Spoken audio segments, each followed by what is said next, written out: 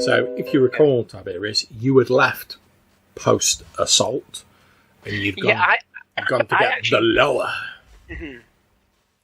Yeah, I got out of the... Excuse me, sorry guys. I had got out of there before things had got spicy. Spicy, yeah. So my brain box is currently intact. Yeah, I am stomping down to the police station, or the house where the policeman lives. Indeed. Sheriff's house. We start off with you knocking on the door of this building where you've been told Mr. Graves, who is the local law enforcement officer, lives, and you hear a voice say, "Yeah." I'm looking for a police constable, a man of the law, please. I have been assaulted most egregiously by a member of this town. And as a new resident of this town, I would like to report this crime. The door opens and a very severe-looking man with a crew-cut hairstyle, who identifies himself as Eugene Graves, steps out, saying that he's the law in this town, and asking who the person is knocking on his door. The young Blackthorn introduces himself, at which point the sheriff's eyes light up. "Oh, you'll be old Reverend Blackthorn's nephew?" Yes, that's right. I have arrived here after a series of unfortunate events. He says, "Well, I'm sorry to hear that. It's only like he shakes your hand, and he says, well, it's good to have a Blackthorn back in Ebon Eaves. Things were never as good as when we had old Reverend Blackthorn here. Yeah. But anyway, you say you've been assaulted, and this is the most serious Can you charge." see the marks upon my face? Blackthorn relates the story of how he was dragged into a house by someone who seemed to recognise his family and who set about him with gusto. The sheriff smokes a cigarette while he listens and nods. When he finds out how recently the assault happened, he shouts for Blackthorn to show him where it took place because the assailant may still be in the area, and Blackthorn leads him towards the building in question. I think my new friend Father Billington, the new member of the parish, he tried to calm the man while I came to get you. So hopefully he will not be quite as dangerous when I first met him. You get there a couple of steps before Mr. Graves, and you can see the Reverend Billington stood there. He's holding something in his hand, maybe like a bone of some kind. You're not sure. Eric's partially blocking your view, but beyond Reverend Billington, where you'd expect to see your would-be assailant, there just appears to be a pile of slowly liquefying vegetative matter that's slowly seeping into the cracked floorboards of this ramshackle house. Reverend Billington and Eric von Braun III hear the sound of their friend Tiberius Blackthorn approaching, but before they can explain to him what has occurred with the mysterious assailant, a to them unfamiliar voice, that of Eugene Graves, rings out. "Right now, what's going on here? I was told there'd been an assault. Reverend Billington?" I suppose, rather than actually respond with anything functional, it'll be more of a just case of like, they just melted. They melted in my hands. He looks to you, Tiberius, and then points at Eric, and he says, "I take it this is the person that assaulted you?" Tiberius quickly clears up the misunderstanding, although both the sheriff and Tiberius are at a loss as to where the assailant could be. Reverend Billington nods knowingly towards the pile of dissolving sludge on the floor of the building, whilst Eric, thinking quickly, comes up with a plausible story to give to the sheriff, knowing that he'll never believe the truth. It would appear that our assailant has escaped to greener pastures. And as you say that, out of the rotting pile of vegetative matter, a small, red, round shape rolls out of the pile, another pomegranate, and comes to rest against your right foot, Reverend Billington. And as it ever so gently just touches your shoe, the fruit just goes and dissolves into a pile of mush. You see, anyone who's watching, it's up to you, sees Graves sort of raise an eyebrow. The sheriff, Mr. Graves, says that he will get together some of the local woodsmen and set out into the forest in search of the assailant, although he holds out little hope given the head start that the assailants had. Then he asks if Reverend Billington is quite all right, seeming to almost be in a state of shock. Thinking quickly, Tiberius covers and says that his friend is simply not used to the country life. Yes, I believe the air must be playing havoc with my senses. My apologies. It's good to meet the law person of of my new parish. This is Eugene Graves. He is the lawyer of this town. Good to meet you, Sheriff. I believe was the term used. Come, Father. My family friend Ellis. He will have the house ready for us, no doubt. A nice roaring fire and maybe even some biscuits. Are you a fan of ginger? Yes, I love a ginger nut and a cup of tea. That would be delightful. Sort you right. You'll be adjusting to country life for long. Quite. The group heads towards the north of Ebon Eaves, where the gently rolling slope of Druid's Hill rises above the town. It is flanked on either side by the family estates of the Blackthorns and the Von Brauns. A small path winds up the centre of the hill towards the singular church. The group decide, given that Reverend Billington still seems to be in shock, to head to the Blackthorn estate, the ancestral home of Tiberius, and get him settled down a bit before they progress onto the actual church itself. Soon they see the sprawl of the Blackthorn estate rising ahead of them. It's actually a bigger house than it is right now, so it's clearly a larger estate, but only a portion of it's active at the moment. So kind of a 3-winged house, like a small kind of a long front, and it kind of goes back almost like a T, right? Yep. But only kind of the left hand side seems to actually be active with lights and being maintained. The other half's kind of you can see the windows aren't clean or some of them are broken. There was a beautiful kind of garden that kind of surrounds the front of the house, almost like welcoming. Indeed. Unfortunately, like the rest of the house, the garden has seen better days. And as you head through what must have once been a beautiful fruit orchard, you see various types of fruit trees, some that you would expect to see in these climes, some of a more tropical nature. However, it now seems very overgrown, and a lot of the trees appear sort of twisted into gnarled and deformed shapes. The fruits that hang on the trees appear sort of overly ripe, and a sickly sweet smell greets your nostrils as you wander through this small orchard, arriving at the wooden double doors that lead into the Blackthorn estate. As they approach the door, they note that the door knocker is fashioned in the likeness of a green man's face, but most of the estate appears to have fallen into ruin, a fact that Tiberius apologises for, saying that his uncle dedicated his time to the church and neglected his personal estate somewhat. No apologies at all, and certainly, obviously, you are only just here. I'm sure you will give this estate the care it deserves when you get a chance. There's an interesting motif on the door. Yes, it's a stylized image of my family, no doubt. It seems a little bit odd. He's saying this guy dedicated himself to the church, but it's the green man is like a pagan idol. Yes, it looks awfully pagan to me. But beyond that, you don't really get anything from it. Just one thing on the run through, and we're heading up to the manor as well, John. The trees, were there any of the trees that were possibly untouched, or did they all seem equally... They all seemed equally blighty? gnarled and blighted as the trees you see here.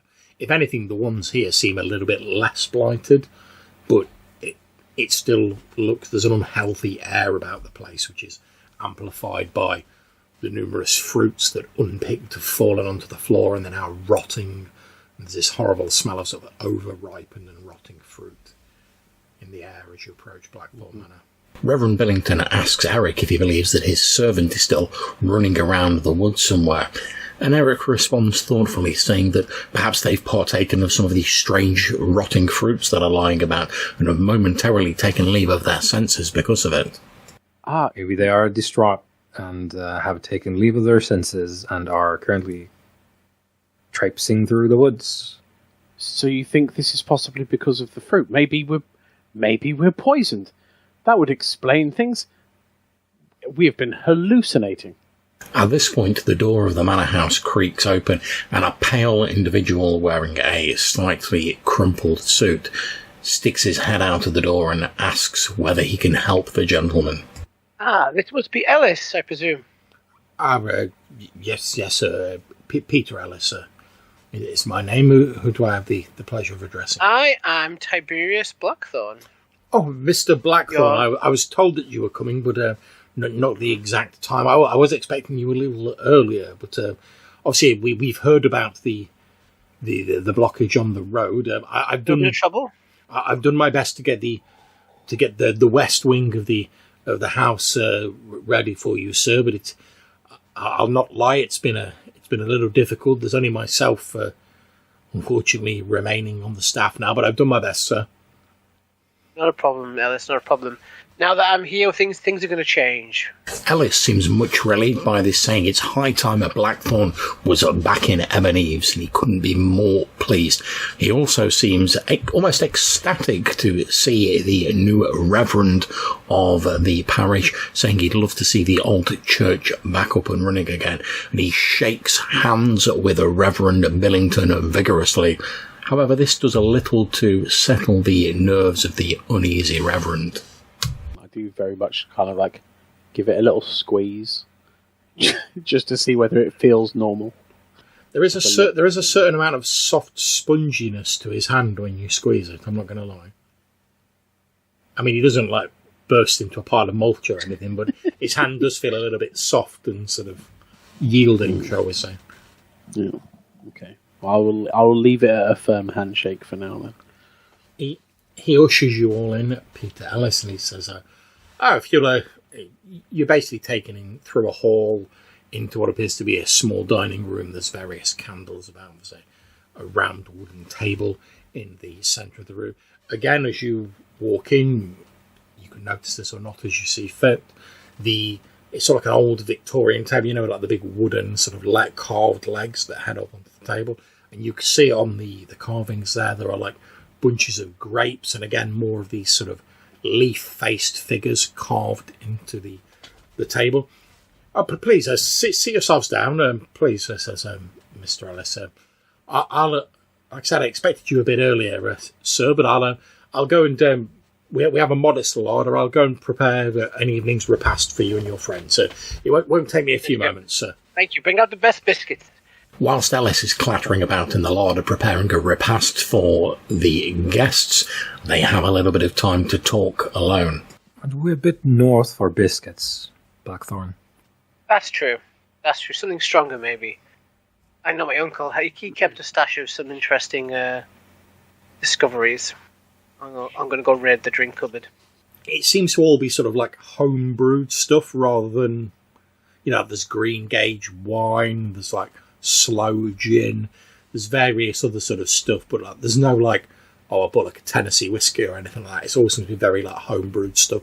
Obviously not been touched for a while, all the bottles are quite sort of dusty. Any pomegranate wine? Do you know what? There are 3 bottles of very nice pomegranate wine. And you can actually see it says Blackthorn Special Reserve in handwritten. Perfect occasion. And you recognise this from the will as being your uncle's handwriting, and he's just stuck sort of like his own labels to him and wrote this on the front of them. As discussions about the provenance of the wines continue, Eric looks around the estate, or the bit of it they can see, and he thinks to himself, I wonder who's really in control here. Seems to be Peter Ellis for the moment. However, you get the feeling that he wasn't exactly surprised when Mr. Blackthorn rocked up with 2 other random people. Like, it was as though he already knew there was like more than one person coming. Right. And you do peek in on him as you're sort of like mulling this over, and you can see he's in like a small sort of kitchen basically, and he's putting together a plate with some cheese, bread, and some grapes on it. Just very like simple fare. I'm getting some glasses. I'm gonna get some special reserve out. Okay. I can see the father's a bit nervous, so I think like a nice stiff drink, you know. Yep. A little bit of refreshment. Are you pouring this out of my eye shot? I'm bringing the bottle to like a table where we are, and then I'm going to pour it in. I'm going to like show it off. He brings this bottle, pops the cork of it.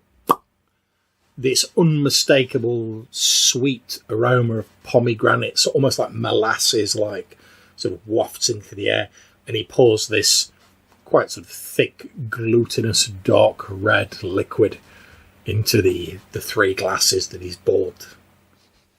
Wait, as the cork comes out, I'll just be like, like slide myself away from the table. But I'm fine, thank you. No, the quiet distrust of Blackthorn is creeping in now. At this point, Alice returns carrying a tray of bread, cheese and fruit for the assembled group and puts it down on the table in front of them before engaging in a bit of a light chat with them.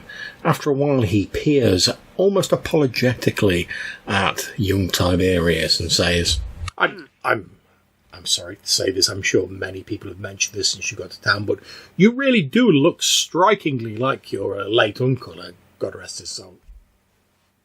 That's because handsomeness runs in the family. It's like a joke I've pulled 1,000 times. Well, I don't mean to speak ill of the dead, sir, but your uncle, had he not taken vows, would have assuredly been very popular with the fairer sex. Is there by any chance, John, a really obnoxious large picture of my uncle behind me, like in the background, like you know, like a real, like, he's a real humdinger. But basically, as you look across the room, you can see like a large, slightly faded oil painting of a very stern-looking Reverend Blackthorn, and basically what he looks like is if you imagine someone had taken Tiberius and they'd cast him as like the villain in a silent movie where he tied someone to the train track and had a big black moustache. That's what his uncle looks like. Obviously wearing like a dog collar, but he's very severe. He's got a black moustache, but otherwise he looks pretty much identical to Tiberius. You've heard people say it, but the resemblance really is uncanny. You're like, if you got a black pen and went on Tiberius, it'd be the spitting image of him. We really do have a strong jawline. Indeed, well, that's a Blackthorn genes for you, sir. Given the somewhat lamentable selection of liquor on offer, the Reverend Billington asks whether there might be possibility of a small whiskey or a brandy. I believe I could sort you out a brandy, sir, if you just give me a moment. And I'll have to go down into the cellar. Just give me a few moments, sir, and he disappears off out of the room again. A few moments later, Mr. Ellis returns from the cellar and he puts down like those big sort of like round bottles where you get brandy in. He sort of brings one to the table, pours a measure out for yourself, Eric, and for yourself, Reverend Bennington. It's only after he's done so and he puts the lid back on it and puts it back on the table, you notice what appears to be a large red fruit floating in the bottle. Oh, I hate it. Oh, a pomegranate, perchance, John? It does indeed appear to be so, yeah. Ah, excellent. Thank you. And I'll just smell it and swirl it and then pop it back down on the table. Obviously, by the time this is going on again, we're sort of like getting into like later evening now. Alice says, will there be anything else, Mr. Blackthorn? I was just about to retire for the evening when I heard you and your companions out to the front of the building. The shell should be fine. Just prepare a room for us and possibly Father Billington if he wishes to stay the night. Father? I think I should probably check the actual abode that I have arranged for me.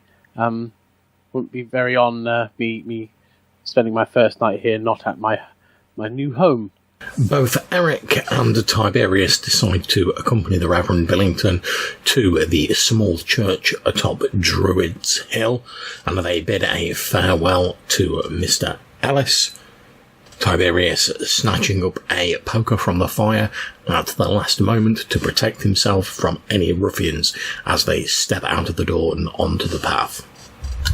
You've got your poker, you've got your gun, you leave the Blackthorn estate, and you start making your way up it's quite difficult going, especially in the dark, 'cause as you say, it's very dark, and you're picking your way up this winding, rocky, sort of muddy, squelching path towards the church at the top of Druids Hill.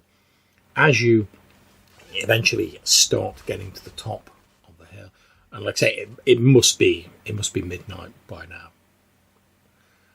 As you get at the top, you can see there's a little bit of moonlight that allows you a little bit of vision as you get to the top of the hill, although clouds occasionally drift across the moon. And you can see this fairly small church. It looks as though the part of it is like old stone, maybe like from somewhere else or reused from something, and then it's been built on top of with a slightly more modern wooden building. Thank you very much for accompanying me, gentlemen. Would you care to come in with me? The friends are just about to go in to the church when they hear the sound of furtive movement on the other side of the large wooden door. Peering in through the dusty stained glass windows, Eric can just about make out a tiny flickering radiance like that cast of a candle moving around inside the building. Although actually now you're actually looking at the windows and you're looking through in the faint flickering light of this candle from inside, you can see that the stained glass windows also appear to have a similar sort of leafy motif. I'm sure in a place such as this, with the economy such as it is, it's probably someone who's fallen on hard times and has merely taken shelter in the church. I will not assume that they are a ruffian. Well, But if they are, please do stand back, Father. I shall ready the poker. You need not turn the other cheek while we're here. Reverend Billington unlocks the door to the church and pushes it open with an eerie creaking sound. And you see what appears to be a figure. You can just about make out in the dim moonlight that's shining through what appears to be like frizzy sort of grey-white hair. Maybe they're wearing like a shawl over their shoulders, and they seem to be like hunched over in front of the pulpit. They don't seem to have noticed you or heard you open the door. I'll just kind of start hobbling my way over and be like, "My child, I don't mean to startle you." This figure sort of like jumps and turns around, and it's a wrinkly-faced old woman.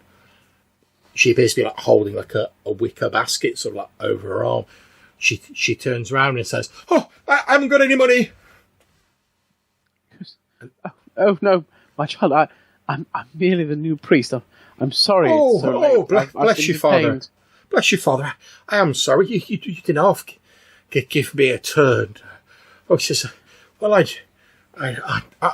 Agnes from the town, and I'd heard the new Reverend was arriving, so I wanted as a good churchgoer myself, I wanted to come up and welcome you, but I confess the path was a little bit much for my old bones, so I just stopped here. I was going to deliver this welcome basket to you, but I quite got myself out of breath and just had to stop to get myself together for a few moments." Oh, Agnes, you're too kind, and please do not trouble yourself. You are more than welcome to stay the night. Oh, bless you for that. I don't think that'll be necessary. I just need to catch my breath a bit. I'm quite used to the local area, but I'm no spring chicken anymore, I'm afraid. But well, then she holds this wicker basket out. It's got like a little blanket over it. Oh, there you are, Father. Just a little welcome from the citizens of Ebon Eaves, just to welcome you to your new parish. It's been far too long since we had fine, handsome young vicar in the town. Oh. Well, thank you. Well, I will do my best to serve you as best I can. And I'll also very quickly pull the blanket off and just have a glance in there for any pomegranates. There are pomegranates in there, but there are also other fruits. It appears to be a basket of mixed fruits, effectively. And you think there's some like crackers in, like water biscuits in there, and there's a small bottle with clear liquid in it, perhaps booze. You're not sure. Mm-hmm. Oh, this is all wonderful. Thank you. Thank you so much, Agnes. Not at all, Father. Not at all, Father. Oh, tell me, Father, really. Will you be taking part in the town's May Day festival tomorrow? Well, yes. I apparently am going to be leading the festival, which will be delightful. It will be a great way for me to meet my flock. Oh, splendid. Well, I don't know if I know, so the festival starts at the church, progresses down into the town. There's a little bit of a shindig at the maypole, and then everyone files back up to the church for a brisk service afterwards. Now, of course, Father, we're not expecting you to put on a lengthy service. We appreciate the fact that you've only just arrived here, but you turning up and taking, even if you don't wish to lead the festival, you taking part in it would mean the world to us. As I say, it was always a lively part of the town festivities. And then she stops as she sees Tiberius, and she sort of says, "The old Reverend always used to take," and her voice sort of like trails off a bit as she's sort of like staring wide-eyed at Tiberius, and her mouth just sort of hangs open for a bit. She's like, Tiberius smiles and introduces himself as the new young master Blackthorn. Strong jawline and a great history of family. "Oh, indeed. It'll be, as well as having a new reverend and the Blackthorns back in Ebon Eaves, it almost gives this old heart of mine enough to hope that the fortunes of the town might be turned around, and maybe the darkest days are now behind us." Agnes reiterates that she's looking forward to the festivities on the morrow and bids a farewell to the gathered group, slowly making her way back down the path along Druid's Hill. The young Master Blackthorn, Tiberius, watches her go with a look of mingled curiosity on his face. Everyone in this town you've met so far, it seems to be a sort of fairly sort of clannish, sort of everyone knows everyone sort of town. They all seem quite invested in this festival, and they all strangely seem to like. I mean, you didn't give like a big press announcement that you were coming to Ebon Eaves, whereas you might expect them to know that the Reverend was coming because they'll have heard from the diocese they were getting a new priest. However, everyone you've met also seemed to be aware that you were coming to the town, which is slightly odd. Almost like a hive mind. Everyone knows. Perhaps your plans have been revealed by someone into the town. Interesting. I'll firstly get the welcome basket and I'll just pop it like outside of the back door, not the front door, so it's obvious, but just kind of like. Okay, you open the back door and sort of like lean out to put it down, and as you do, you see that behind the church, much of the hillside appears to be the graveyard out to the back of the church, and as you peer out, the moon has now disappeared behind the clouds, and it's extremely dark. It's pitch black outside.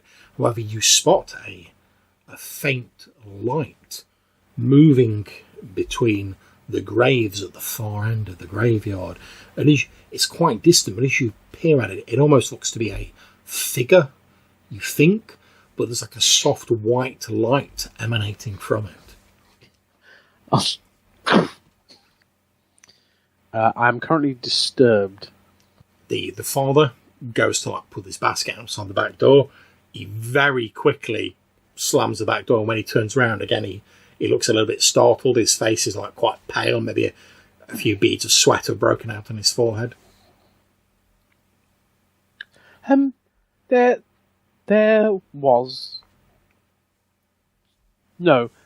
seemingly was a glowing figure in the graveyard. So anyway, Your quarters are that way, I believe. Shall we go check them out and air the fabrics and the duvets and so on? I say again, there was a glowing figure in the graveyard. What, like Jesus? I realize it has been a very long day, but I'm fairly certain there is no Would you Son of God in the graveyard. Would you Okay. come and have a look for me? I did not say it was Jesus. But you also didn't say it wasn't. But I'm telling you now, I don't believe. Certainly, I do not believe that any part of God is present in this place right now. Whilst Reverend Billington collects himself, Eric takes the lantern from Tiberius, and the two of them head out the back of the church building, with Eric leading the way. And as you peer out the back, you do indeed. It appears to be slightly closer than when the Reverend saw it, although still quite distant. You can make out that it now appears to be a female figure wearing a sort of long, flowing, almost like sort of gown or like funerary garb. Long hair falling around its shoulders. The figure appears to be faintly transparent and is shedding a soft white light. Tiberius, as you see this figure, you feel like almost like an icy hand grip your heart, and you recognise this figure seems to be your long dead mother. The spectre locks eyes with Tiberius, and it seems to cover the space between you in just like a fraction of a second until it's stood directly in front of where the two of you are standing. And I say stood in inverted commas because it seems to be like floating a couple of inches off the ground, and the funeral garb that it's wearing is sort of waving around as though it's rustled by unseen wind. And this semi-translucent spectral hand like reaches out towards you, Tiberius. just kind of like without losing, I'm just kind of staring right at it. My hand the hand that's not got hold of the poker kind of just lifts up to like. Okay, as you sort of touch the outstretched hand, you don't feel any sense of permanence, like your hand goes through, but there's a slight sort of dampness as though you moved your hand across some grass that was stained with morning dew. And as you do so, a look of inexpressible sadness crosses over the spectre's face. And in a voice that sounds very much like your mother, but it sounds far away and echoey, like she's shouting at you down a long hall. Again, with incredible sadness, this voice says, "Oh, my son, they've got you back. I tried to keep you away from here. You and your brother." And you're like, "I haven't got a brother."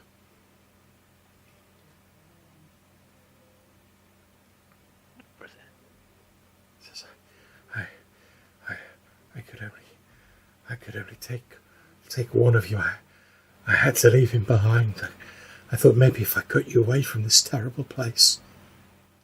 I always knew they'd pull me back, but and again she seems to sort of pause as I try to collect. So I always hoped that if I took you far enough away, you'd escape the grasp of this dreadful place.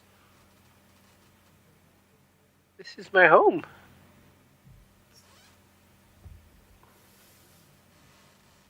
Blackthorn always needs to be in Ebony. We need to break that the curse that has stained our family. Your uncle's curse. I never wanted this for you, but at least now there is. As long as there is no priest in Ebon Eaves, you should still be safe.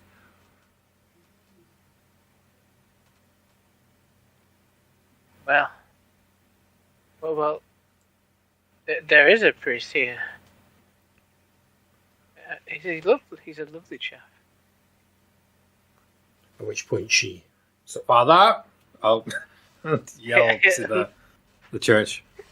I'll be sat on the front pew and just kind of like, as he calls, I'll just be like, hands in there, like head in hands. Coming!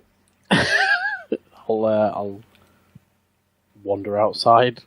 The spectre of Tiberius' mother lets out a scream, and her visage becomes that of a cadaverous, rotting corpse. She launches herself directly at you, Reverend.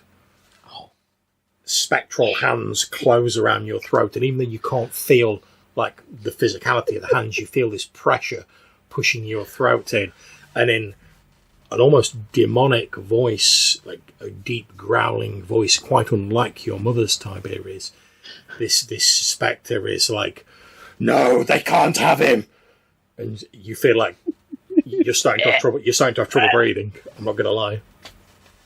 The good father's face has got an alarming shade of purple. Thinking quickly, Eric grabs hold of the spirit and wrenches it off of Reverend Billington. It falls to the ground, its visage once again, that of Tiberius's mother. Obviously, Reverend, you're like, and you can breathe again. The spectral figure, now looking like the young woman it did previously, not the demonic creature that was choking the life out of you, remains lying on the ground, its long hair sort of over its face, and you hear a soft sobbing coming from the spectre. I will firmly hold the finger bone of St. Jude out in front of me, and just thank you, Eric. Who is this? What is going on? I just wow. Okay, this is a miracle, Father. He doesn't look convinced. A miracle? That thing tried to kill me! This town has returned me to my family estate, but it's also returned the spirit of my long-past relative. Speak with me. I'm glad she's speaking to you. She tried to choke the life from me. This is no, surely not. Surely not. I'll expose my, red handprint round my neck. You expose your neck, and although there are marks that look in the shape of hands, it's not readily. It almost looks like you've got frostburn in the shape of human hands on your neck. That was probably done by the gentleman earlier, that ruffian. Eric steps forward, gripping the lantern in case the spectre should renew its assault. What appears to be a small folded piece of paper. It's only folded into a square. It's only about that big. Falls out of one of your inner pockets. And just onto the ground. Yeah, just plops onto the ground. I suppose I'll fish it up because I presume the ghost is still wailing on the ground. Yeah, although it seems to be getting slightly more sort of transparent, and the sound of the sobbing seems to be getting further away, even though it's not actually moving. And getting quiet and sort of slowly fading out. You pick up a piece of paper? Yeah, I'll pick it up and... Okay, you open it, and handwritten on this small piece of paper is a note that says, "Get out of town while you can, and don't, whatever you do, eat anything." Do I know the handwriting? You do indeed recognise the handwriting. You saw it when you looked at the notebook of Mr. Dobbins, the local horticulturalist and history enthusiast, where he was showing you his notes and his sketches he'd made. A lot of it had his handwritten annotations on it, and you think it's the same handwriting. Unsurprisingly, he appears to be trying to warn you of some danger in the town that seems to be connected with eating stuff. You think when he was sort of showing you in his notes, he must have slipped this into your jacket pocket. Mm-hmm. Let's take a very quick tour of the church.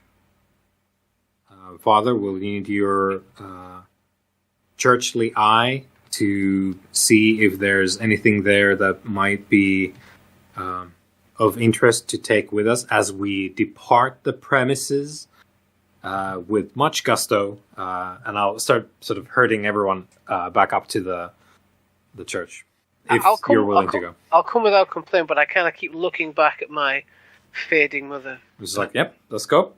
As you look back, just as you're sort of herded away, the last thing you see of the spectre before it fades out of existence, Tiberius, is your mother with sort of spectral tears running down her face again, holds up a hand towards you, and she says, my son, it's too late for Peter, but don't let your uncle win. Don't let him take you as well. And then she disperses like a mist. Why are we departing this place? Where are we going, Eric? I don't think there's a sort of emotion, outside the door. I don't think there's a great deal of evidence in favor of staying, Father. This is not. So we're leaving here, or we're leaving... I propose, Father, that we depart the church, perhaps for Blackthorn Manor, or elsewise... there must be a boarding house in the town or something. As you're searching around, you don't really find much throughout the church. However, as you're returning to the main part of the church, like I say, it's wooden floorboards, etc., you catch sight of what looks to be like just the edge of like a piece of paper, like sticking up, like a piece of paper's fallen down between like two of the floorboards, and there's just like the little corner sticking up. Okay, you pick it up, and as you look at it, it appears to be some sort of journal, like ripped out page from a journal. And you do recall David Dobbins, the local historian, he was telling you that when the previous reverend was found murdered, he was trying to like collate all of his journal entries together. So maybe while he was collecting them, one of them got dropped and it's fallen down between the floorboards. It's a little bit dark in here. It's quite difficult to read. It's in very scrawled handwriting. I'll go back to the lantern if it's possible. As you move back to the lantern, you sort of hold it open. Now you'll have seen if you see this Tiberius, it's up to you whether you do or not. You'll recognise that it is in your uncle's handwriting. You'll have seen it on the will, etc. And as you look at it, it says, "The pact with the Watcher in the darkness that has brought us such prosperity will come to an end upon my death. It is displeased, but I have already made preparations for my return and a renewal of the time of plenty. Faith and blood will bring me back." And then there's an unhealthy sort of mottled, like brown stain on the corner of the page that may or may not be blood, or perhaps pomegranate juice. I'm thinking back to when I was speaking to Ellis earlier. I wasn't really making I wasn't thinking of it at the time. I wasn't really examining the person because obviously they're a little bit dishevelled or they didn't look particularly well kept. But if I really concentrate, is there a resemblance between me and them? Now you think about it, there was a very slight, nowhere near the level of resemblance you got, but there was a very slight, sort of, as you saw him in the light, a bit on the jawline and the sort of bridge of the nose, there was a very slight resemblance. Although why he'd be, if he's a Blackthorn himself, one, why isn't he using the Blackthorn name? And why was he acting as a servant to the Blackthorn Manor? Since presumably if he is a Blackthorn, he would also have a claim to the manor and all of this shiznit that you're getting to. Maybe something about me is key to this whole thing. Anything interesting, Father? It does read as though the previous priest was planning to return to life using blood and faith according to their journal. Now I shall not dally, and I shall sanctify this place. Whilst Reverend Billington begins breaking out his religious paraphernalia in order to re-sanctify the church, Eric, having seen where the journal page fell, starts ripping up the floorboards in the background, eager to probe the depths of this desecrated building.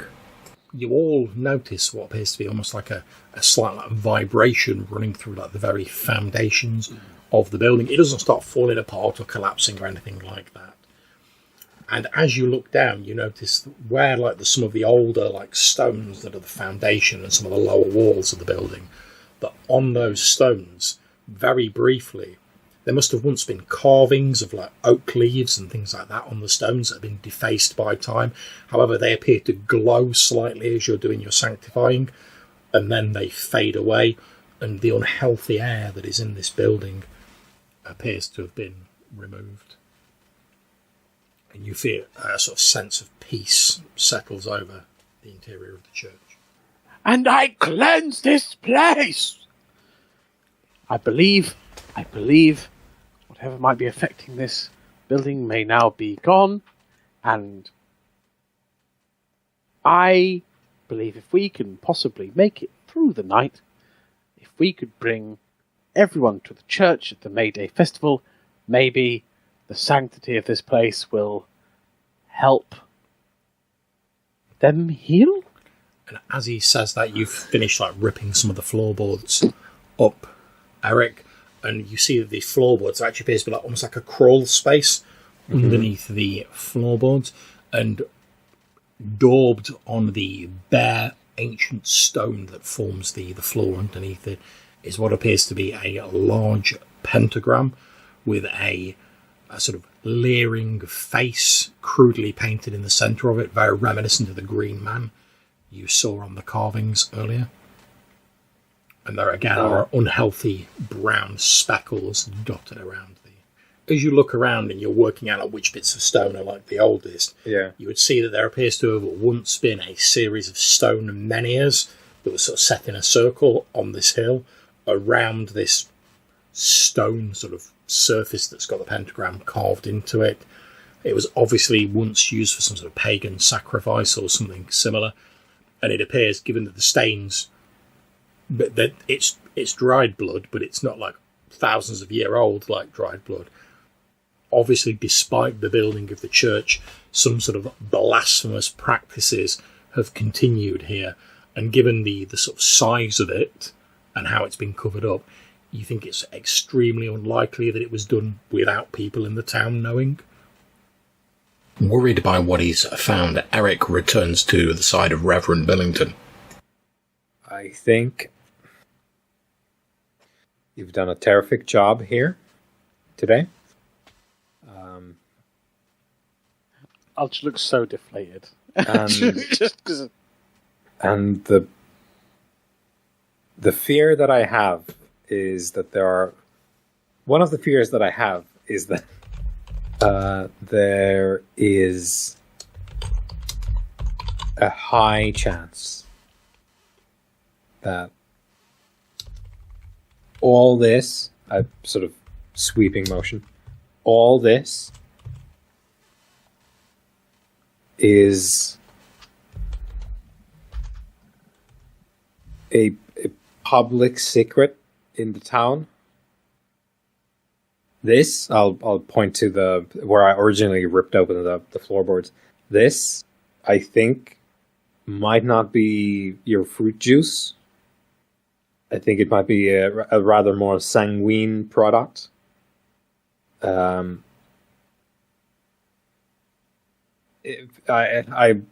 saw the foundation stones as we came in here. Those are very large blocks of stone. Regular masonry doesn't work like that. They've repurposed some of these ancient stones here, and they're doing whatever this is supposed to be. Something nefarious, no doubt. And I don't think this is a secret, Father. Which then means what for us now? Because we are here and we don't know about this. I think it means that we are... Well, for one, we are outsiders now. Sure. Right. My name is on one of the mansions here. Blackthorn's got his own estate over there. He's got his own vintage. But we are outsiders. You are an outsider. You're not even a Blackthorn. And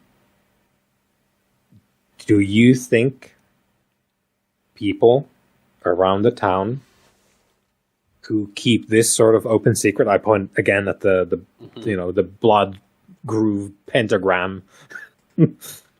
They keep this sort of secret. Do you think they will have you as their shepherd? You who is not a Blackthorn, one of their own? Well, no, I certainly don't think that. And leading the parade now concerns me a great deal, as I have a great deal of worry that they are going to try and do some kind of demonic ritual to bring back their old priest. As this conversation is continuing, Tiberius hears a heavy thumping, faintly at first, but getting louder and louder, getting closer to the church. Gentlemen, I'm sorry to disturb you, but I hear movement out the back, like footsteps, maybe. Movement? As he says that, there is a loud creak as a tree falls or is perhaps knocked over in the woods out the back of the church. You get like a as this tree comes down. I'll kind of like pull Eric in a bit and just be like, how do we know Blackthorn isn't complicit? They would have ferried him in from the road where the tree fell.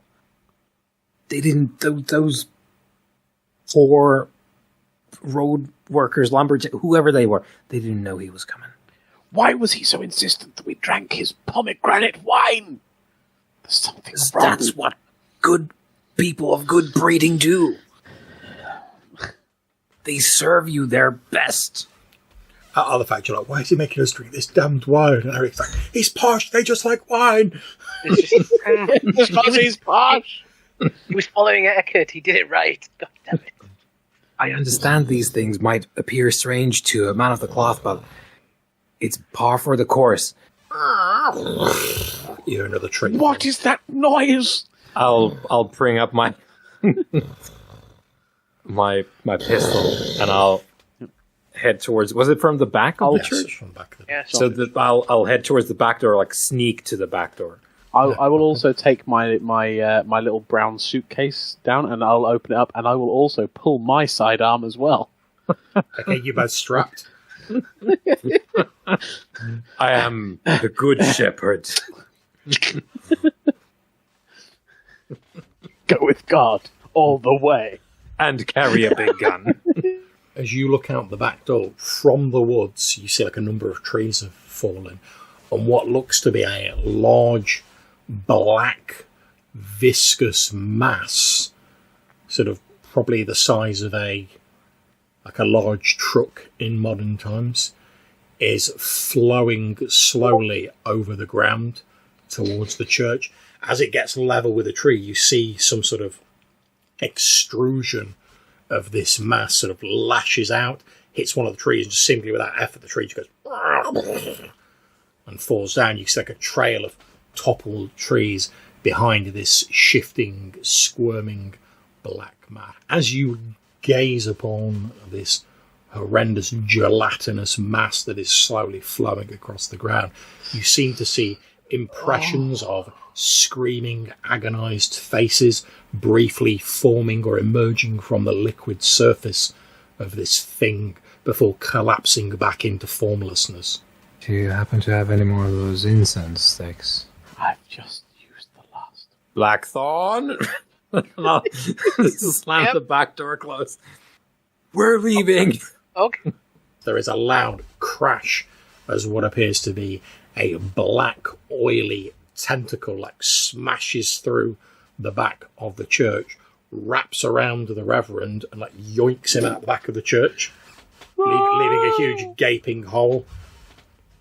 Imagine I'll let off a random shot of my pistol. Yeah, there's as it fires his gat. Acting quickly, Eric throws his pistol to Tiberius, runs out of the back door, and begins trying to prise the black tentacle from around Father Billington's waist as it is dragging him slowly through the graveyard. As by the time you've managed to grab him, wrest him away, his entire sort of leg has been engulfed in this thing. And when you pull him away, his leg just doesn't come with him, but instead of there being blood or torn bone, there's just smooth skin, as though it's absorbed the leg, but it's not ripped it off or anything. It's just no longer there. Eric grabs Reverend Billington and begins running back towards the back door of the church, where Tiberius stands looking out at the quivering black mass. And as you're sort of looking over his shoulders, you see a sort of quiver or a spasm runs through this oily mass, which seems to have stopped moving forward now, and it disgorges onto the ground in front of it with an audible squelching sound what to you looks like a human skeleton, but it's covered in a black, viscous, tar-like substance. Does it have the eyes? If it's a skeleton, does it start to form the eyes of Father Bobbington? Is there any kind of resemblance there? It doesn't. However, as you watch, the skeleton, I mean, you guys haven't seen this because you're sort of heading the opposite way, but quick, the skeleton does start climbing to its feet, and you notice ropey cords of muscle and sinew start to form and snake onto the bones, as though it's slowly sort of becoming a person, and it starts walking forward, holding a hand out in your direction, Tiberius. I think my reunion with my family should have to wait. I think maybe we should leave for the evening. So despite you wanting to leave, you find yourself filled with the urge to walk towards this thing, and you actually take a couple of steps towards it out the back door before you're able to shake it off and sort of come back to yourself. But you can still feel this pull towards this skeletal, sort of now muscled figure, although it doesn't have flesh on it. It's still walking towards you with a hand outstretched. Is it continuing to grow a body around itself? It doesn't appear to be doing it. It appears to stop with the musculature. There's no skin forming on it. Okay, let's go. Yeah, I'm going to back out of there, As waving my poker. As he backs up, waving his poker, you guys are already behind him in the building. You all hear from the mouth of this mangled figure a voice go, "Tiberius." Okay, as you run out to the front of the church saying this, you can see as you look down the winding, narrow path that leads up the hill, you can see what appears to be a procession of people slowly winding their way up the path. And the reason you can see them is because they're all carrying sort of lit torches in the old school wooden torch vein, and you can see the flames at the top as this procession of people is winding their way up. Blackthorn, your place or mine? Let's say yours, because we haven't been there yet. It might be the only safe harbour left. Somehow I doubt that. Eric, with the Reverend on your back, you start running down this hill. It's very tricky going. You stumble a few times. Obviously, you're carrying extra weight, etc. You make it about halfway down when you realise that Blackthorn isn't with you.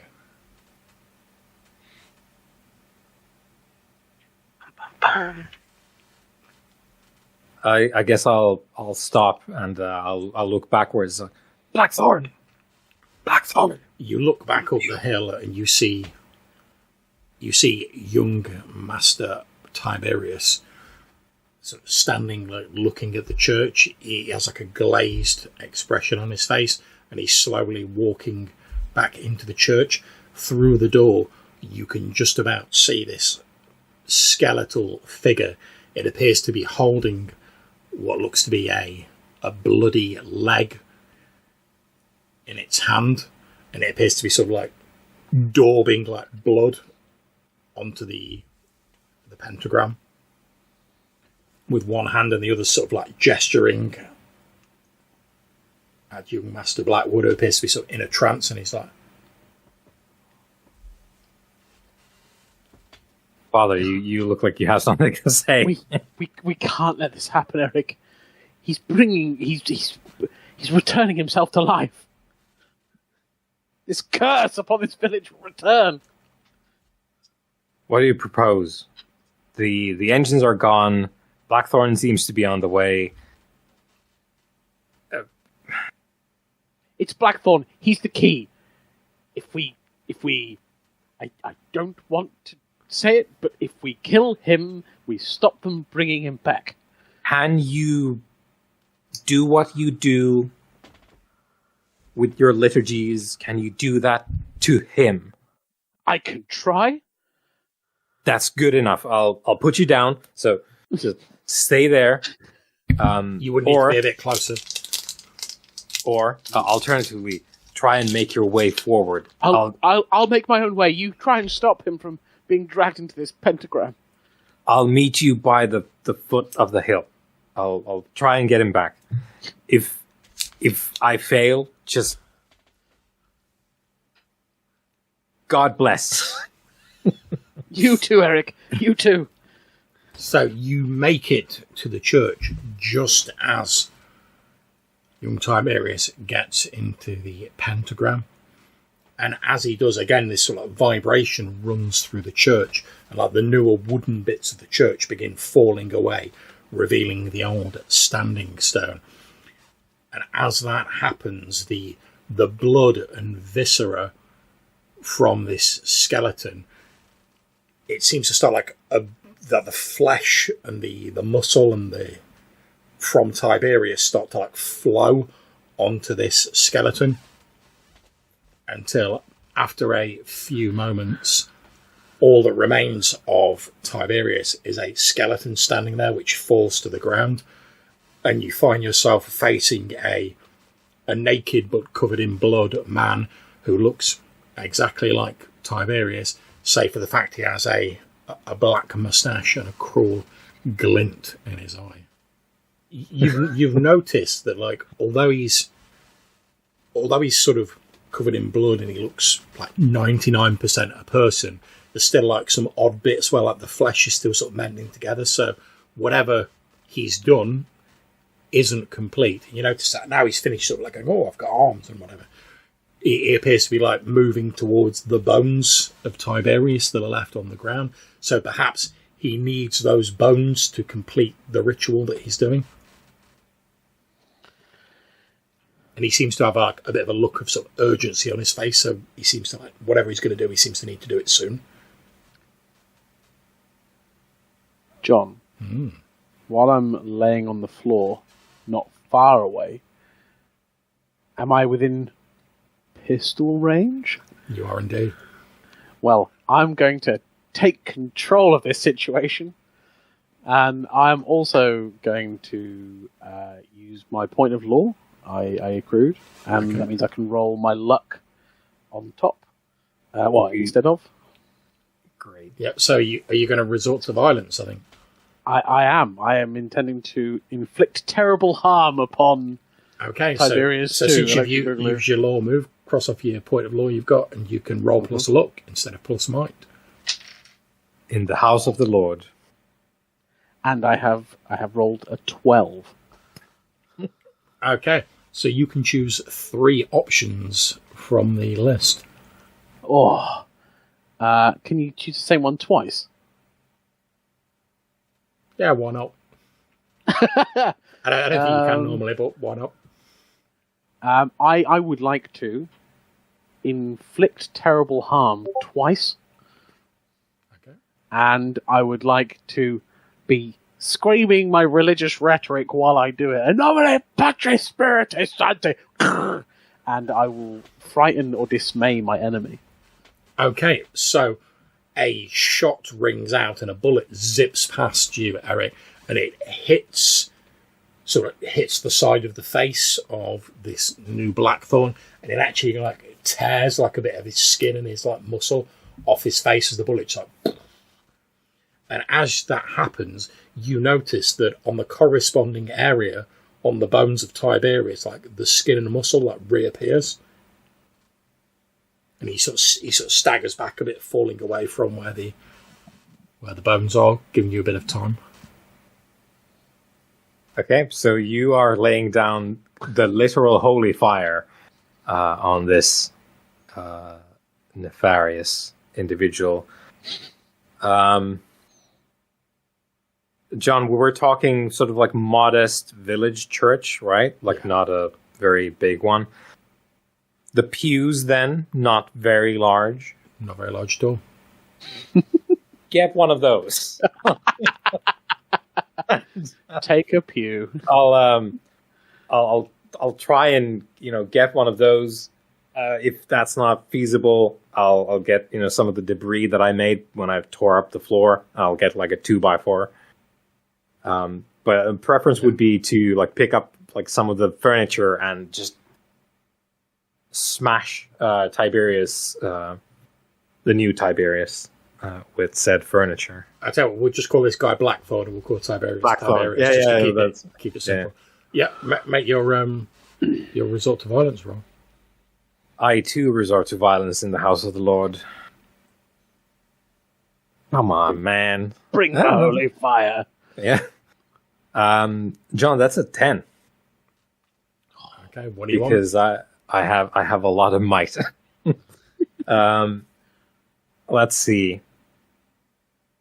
I would like to take definite hold of it, i.e., beating him backwards, like just like away from the Tiberius on the floor, and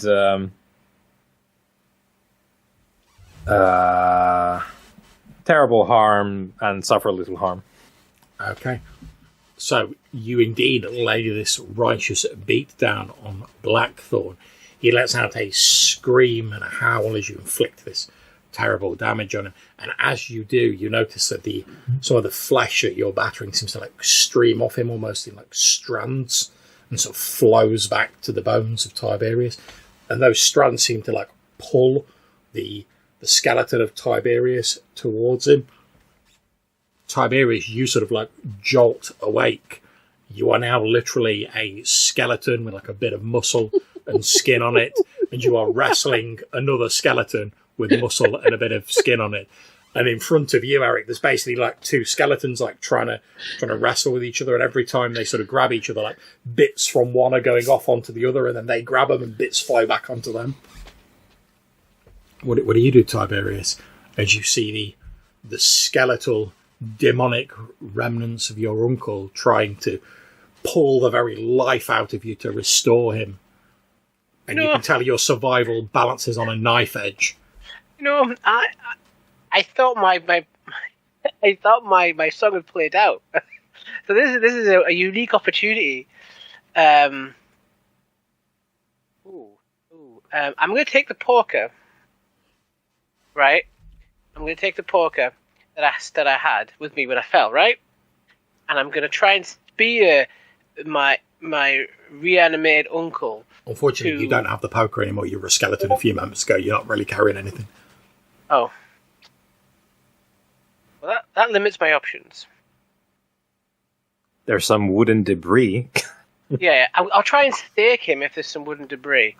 Yeah. It must be, even though it might have been there to masquerade as, like a kind of a Christian iconography, right? But perhaps symbolically it's still there. I'm going to try and... Yep, you grab up some bit of wood and you start laying about the other skeleton. Make a resort to violence roll. Do I have any minuses because I'm a skeleton? No, because it's a skeleton as well. So can I assist him because I'm there battering away? And in fact, if you want to make an assist roll as well, good Reverend, you can. I 100% need every help I can get. Both make your rolls plus trust. Oh. Where is resort to violence on the? It's might. 7. Is it might? Might, yes. I keep rolling absolutely terribly, but I trust Blackthorn implicitly, so I make it up to 7.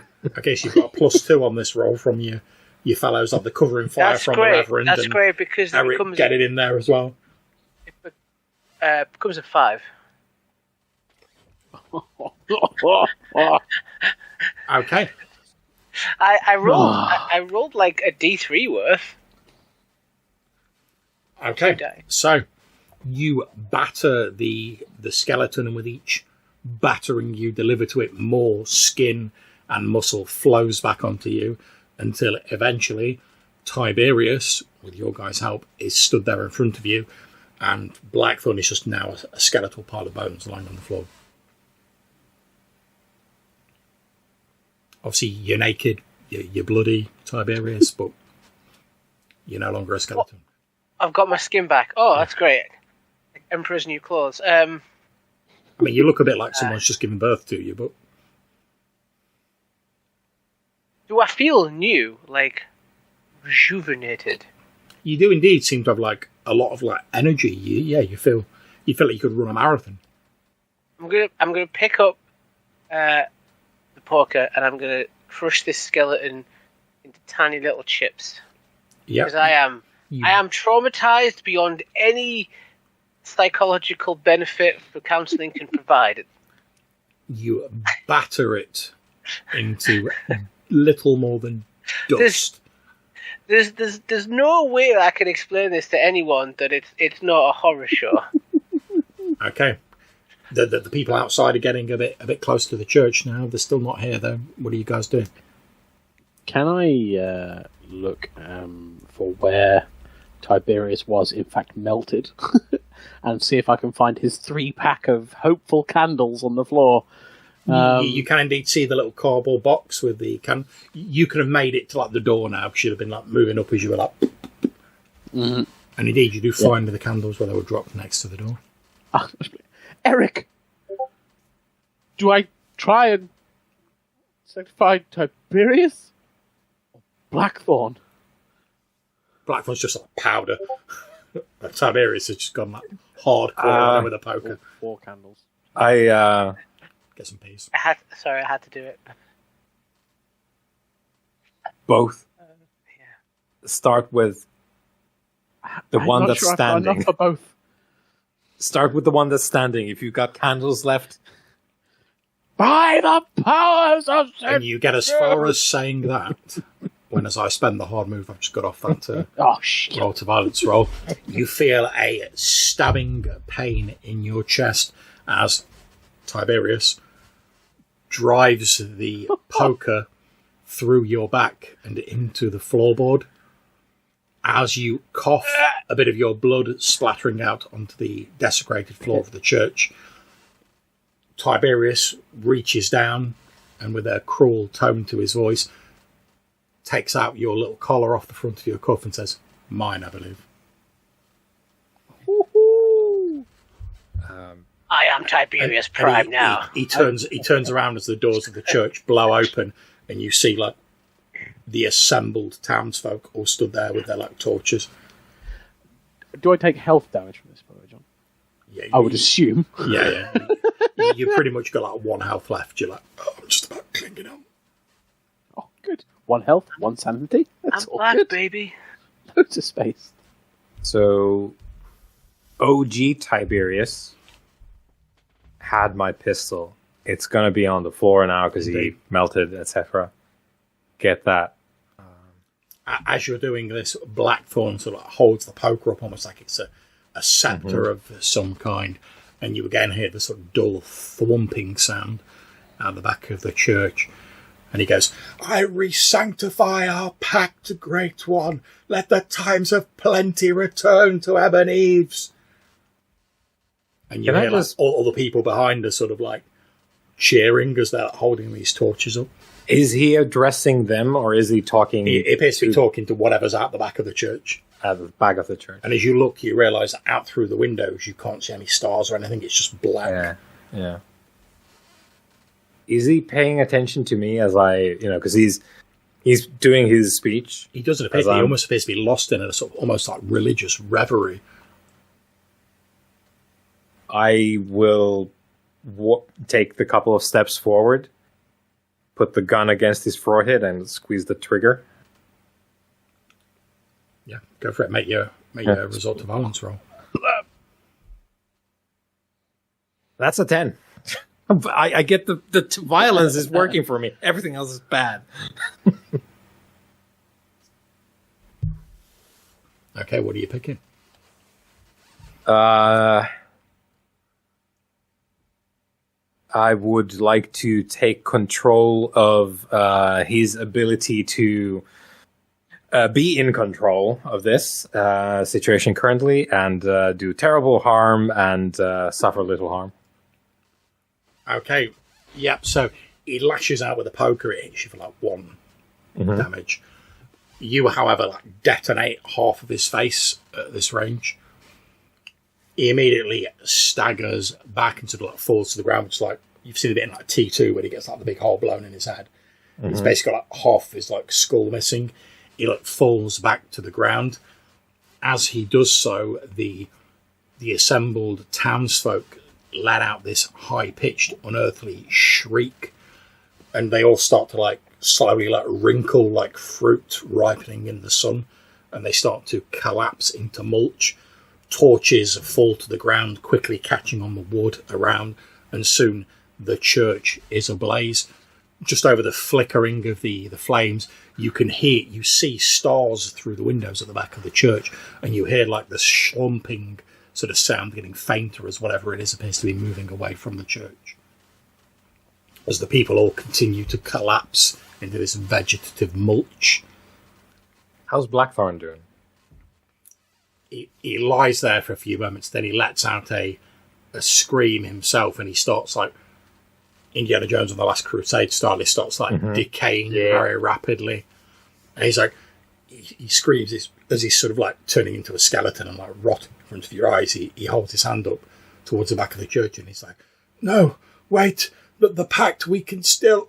And then his arm like falls off and like his jaw falls off and he just like decays into a bloody mess on the ground. His bones rolling next to the powdered dust that is all that remains of his nephew. It's getting very very dramatic here because the place is going up in flames from all the torches, right? Yep.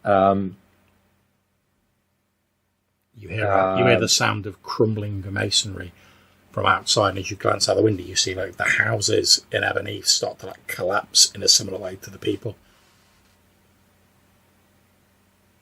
How's the father doing as I evaluate him? He needs emergency help, but quick. John, I'll be offering last rites to the town as a collective, while I effectively slowly slide into the bin. So nice, I love it. I tell you what, make me a. I know you've not got any of your sort of stock, but perhaps you've got the candles or whatever. He's got the candles because he never got it off. Make a roll plus reason.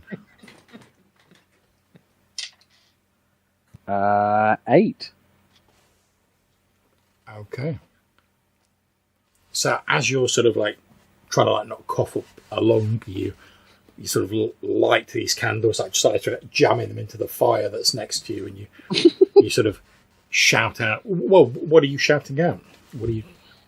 Just literally last rites for the town. Yeah, effectively just like, may this place finally rest. May the terror and the darkness that once lived here be gone. May this town one day rise again as a beacon of light. And as he says that, the Reverend gives his final breath, his hand falling down and the candle clattering out of his hand.